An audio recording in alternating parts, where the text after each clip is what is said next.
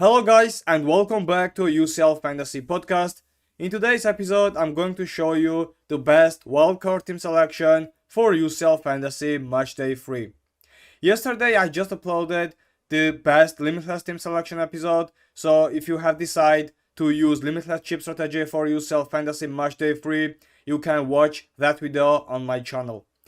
After the national break, it's commonly used to have many injury problems in our team, just like I have also, and we have the strategy limitless or wildcard chips. So if we can't fix those injury problems with 2 free transfers, of course we are forced to use wildcard or limitless card. So right now guys, I'm going to make the best wildcard team selection and give you some tips about the best players for the long perspective, because I want to make clear what is the main difference between limitless and wildcard. Maybe you are playing UCL Fantasy for the first time. So under the wildcard we have the limited budget, 100 million. So we must use that budget to develop our team for the long perspective, because the main difference between limitless and wildcard is that after the match day 3, the team will also be used for match day 4 and after that fixture. So that means we must focus on a long perspective and pick the players which will be useful and will have the more contribution for the upcoming fixtures. But under the limitless card, you have to focus on a single match day, because after that match day, the previous team will be returned for the next fixtures. So guys, before I start the team selection process, I want to ask you to subscribe to the channel and like this video. It helps me a lot, and I have a hope we can reach the subscribers milestone, which is on the screen right now. And also, what the most important, please join in my UCL private league, and let's make a little competition between us. The code is on the screen right now and also will be in the description. So guys, let's start the team selection process. As usual, I'm going to start with the goalkeepers and defenders. My goalkeepers for matchday 3 under the wildcard are going to be Milinkovic-Savic from Napoli and Karnazaki from Atalanta. The prices of Milinkovic-Savic is 4 million, and the ownership at this moment is only 3%, and that means also he is a differential. The match is against PSV in a away game, and I have a hope Napoli is able to grab a clean sheet against that Dutch team. There is also Frankfurt, Karabakh, Benfica, Copenhagen, and then Chelsea. So the fixtures are going to be too good, and I think under the 4 million, having Vanja Milinkovic-Savic, the Napoli goalkeeper, is too good for our team. What about Karnazaki, whose ownership is 4% at this moment, and he also counts as a differential. The fixtures, that calendar is too good. Slavia Prague at home, Marseille in away game, Frankfurt away, Chelsea at home, Bilbao at home, and Union Saint-Gilles in away game. So in a both occasion of the both goalkeepers, the calendar is too good. So the prices are also good, and what's the most important, those players for the near future have not the same match day, and that means we will not be forced to cost our free transfer for swapping the goalkeeper. What about the defensive line? And I'm going to start with Inter Milan defensive player, because the next 2 matches are going to be against Union Saint-Gilles in away game and Kairat at home. So Franco Acerbi is going to be a great pick. His price is 4.5 million, and I guess he's going to be the starter player. It's too difficult to predict the starting lineup of Inter Milan, because in the last fixture every credible source just predicted that Akanji was going to start, but I bought Akanji under the limitless team selection and he didn't start. So Franco Acerbi is one of the best defenders at this moment in Inter Milan, and Kevlo just relies on him. We all see it. So under the 4.5 million, we will have the great defender who has the opportunity to grab a clean sheet in the near 2 fixtures at least, because the matches against Union Saint-Gilles and against Kairat at home just leaves me no choice to rely on at least on one defender, and that one is going to be Acerbi, whose price is 4.5. Next is going to be Dunbar from Newcastle, and his ownership is 1% at this moment, and he also counts as a differential. 9 points against Union Saint-Gilles, and he played very well. Also, Newcastle has great record in the Premier League. Just conceded only 5 goals during the World Tournament, and you know the next fixtures. On match day 3 they are going to face Benfica at home, and you know the Portuguese team are just struggling to score goals. So Newcastle at home, I guess, have a huge opportunity to grab a clean sheet. And what about Athletic Bilbao, which the match is against Bilbao is also at home. Then Marseille in away game, just like Leverkusen. PSV at home, and only on match day 8 we got PSG in away game. So I just think it's a good opportunity to grab Denborn and at least one Newcastle defensive player, and the price is also good. So I just think that having Denborn will be great asset for our team. What about Hakimi, PSG player, and no words to describe that player. He's very active in attack. Also at ball recoveries, he's too good. He has also opportunity to have a clean sheet. I mean, also great player in attack, and assist, and scoring a goal is not difficult for Hakimi. So Nuno Mendes and Hakimi, both those players were the key players why PSG beat Barcelona on the second fixture in UCL. So guys, having that player, who I think was the best defender during the last tournament on UCL, I just think that we can rely on that player. Next one is going to be Timber, and you know that I'm a fan of Gabriel, and if I have the opportunity, I mean unlimited budget, I would buy Gabriel, not Timber. But you know that that Timber is also too good, at least at ball recoveries. Also, he loves to score goals from the set pieces. He's a threat for the opposite teams. I mean, the match against Atletico de Madrid is going to be hard, and I agree with you. But of course, Arsenal is a team with the best defensive players at this moment, I guess, and they have the chance to have a clean sheet, at least against Atletico de Madrid in a way at home. Sorry, the next match is against Slavia Praga, which is looking too good also. Then Bayern, I know it is going to be hard. Brugge in away game, Inter away, and Kairat at home. So in summary, I think having Timber is going to be great asset for the long perspective. But if you have plus 0.5 million, you can acquire Gabriel or just Kunde from Barcelona, who has the match against Olympiacos, and also we will talk about Barcelona's schedule after I pick Lamine Yamal in the midfield line. So guys, having Timber in our defensive line, at least for the ball recoveries and the clearances, is going to be good asset for our team. And you know he loves to score goals. And if you have another budget, I mean plus 0.5 million, I just advise you to buy Kunde or Gabriel instead of him. Next one is going to be Trevor Chalobah from Chelsea, and it's the ownership is only 2%, -1 point for the first fixture because he scored on goal, but 7 points and the plus clean sheet for Trevor Chalobah against Benfica. The next match is going to be against Ajax, and then Karabakh in away game. Then Barcelona, I know, which is not going to be perfect fixture for Chelsea, but then Atalanta, Paphos, and Napoli. So in summary, I guess Chelsea's defensive player for the next 2 fixtures at least are going to be great key players for our team. So having Trevor Chalobah, who is also able to score a goal from a set piece, and his price is 4.5 million, I guess it is going to be great asset for our team. Now let's talk about the midfield line. My midfield line is going to start with Lamine Yamal, and at this moment it counts as an injured player in UCL Fantasy, but actually he played against Girona. He took the some minutes, he was in the starting lineup, sorry, and actually he did play well, but after that he was substituted out. So that's the main question about Lamine Yamal.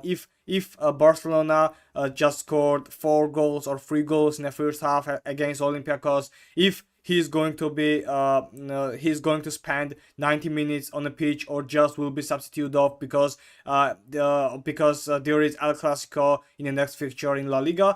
But if Barcelona scores that 3 or 4 goals, I mean Lamine Yamal will have the huge influence in that. And match against Olympiacos, I just guess that after the lose against PSG, Barcelona will redeem themselves, and the match against Olympiacos is going to be a great example for Blaugrana. And despite the fact that they are having huge problems, I mean injury problems, I just think that there is no opportunity not to have Lamine Yamal in the starting lineup.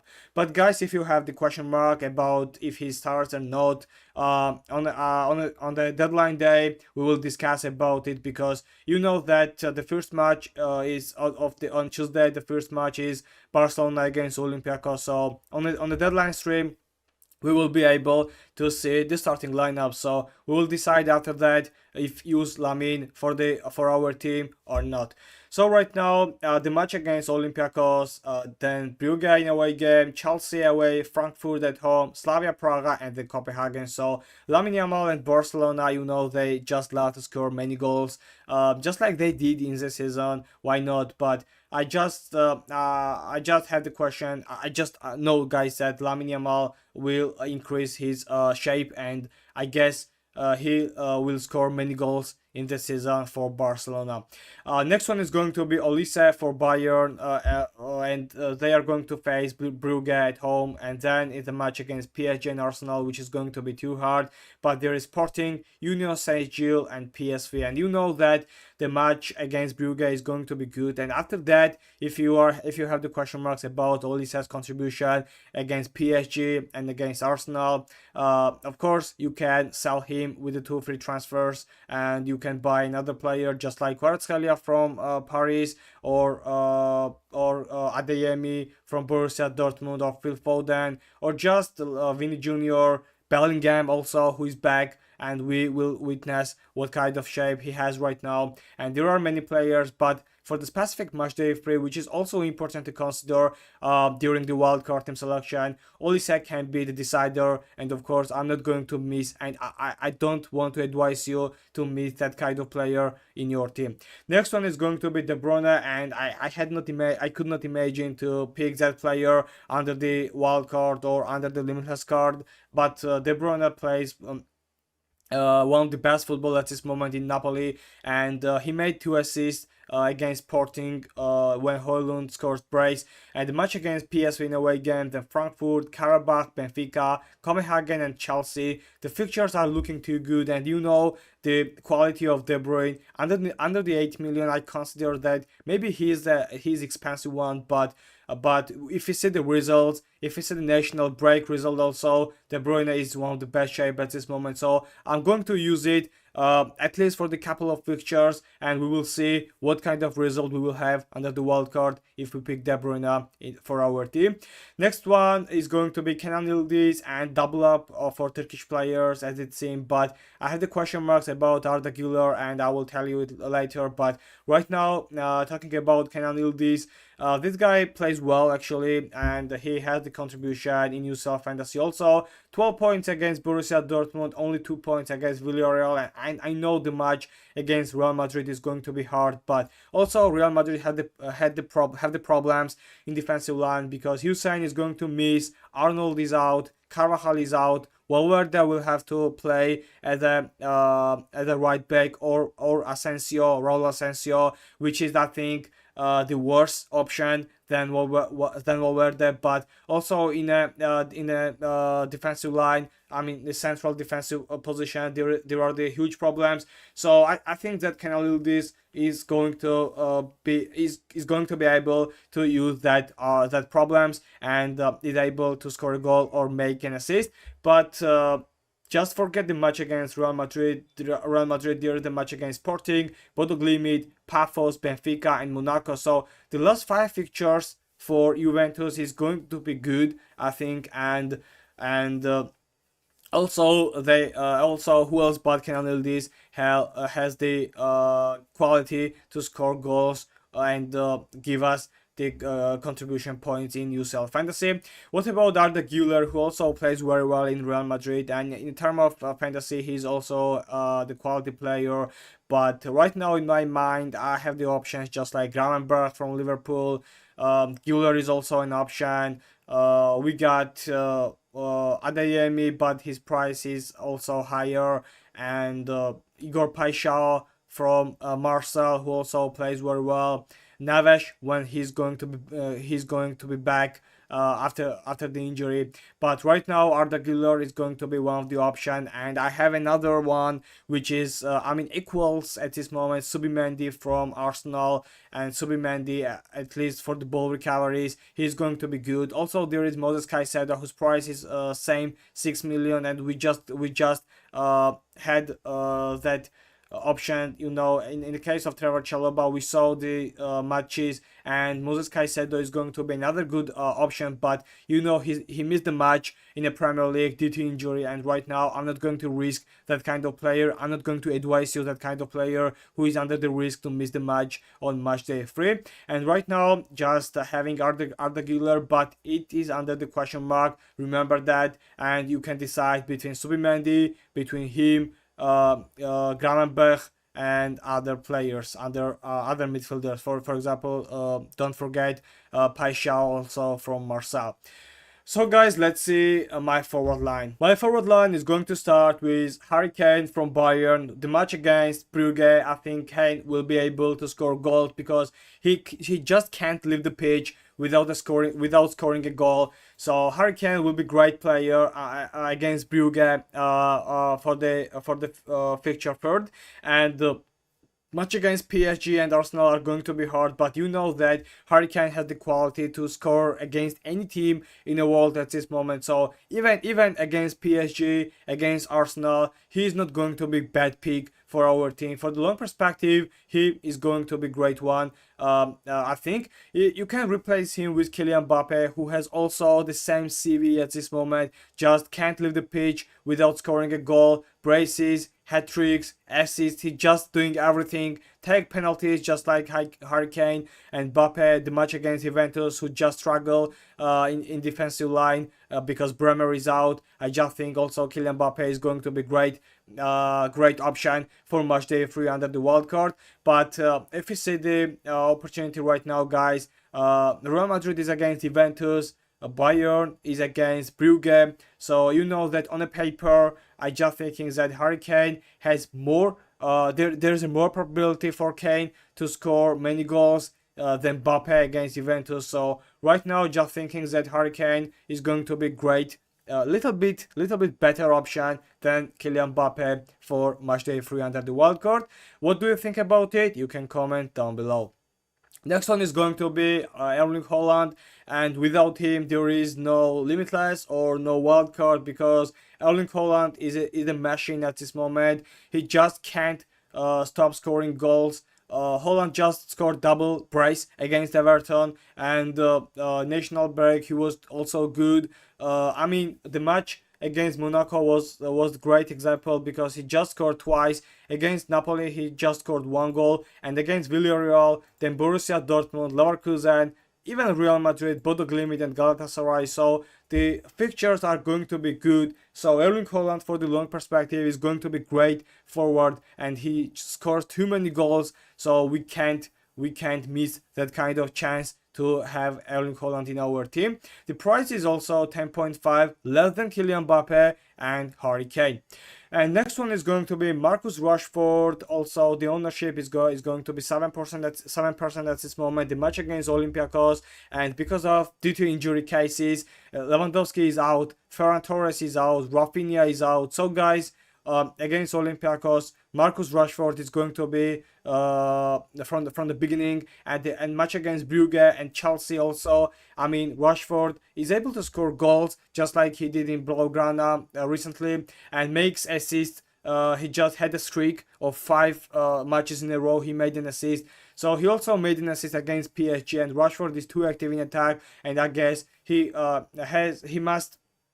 feels the pressure at this moment, and he must use all the chances, all the abilities to be in the starting lineup. So if you have the question marks about Rashford, I have an option about Serhou Guirassy, but price is a little bit higher. There is the option about Woltemode from Newcastle, who has great fixtures in front of him, and if you want to acquire that player, it is going to be too good. And we can see the fixtures in the case of Woltemode. I mean the same in the case of Denborn.